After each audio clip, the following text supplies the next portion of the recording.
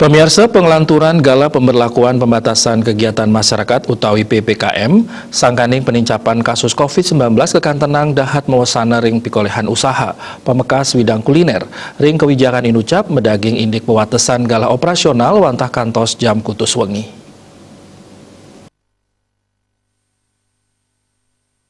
Ketua Kadin Tabanan Loko Antara Mausang, pengelanturan gala PPKM, janten mawasana ring samian sektor.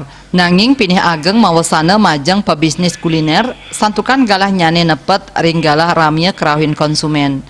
Pengelanturan galah PPKM puniki wantah nyaringin panincapan kasus COVID-19 ring galah ungkuran.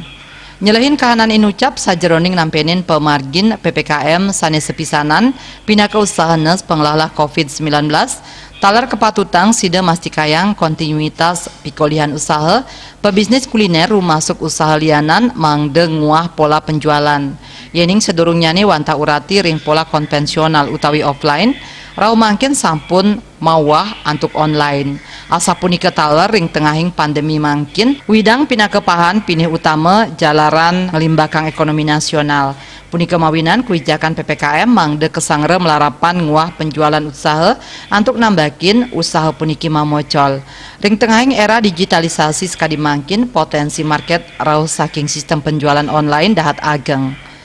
Punika memargi sangkaning sayan ake nyani kramel sani nganggen smartphone saha parilaksana sani mepengarse sideglis tatkala matumbasan.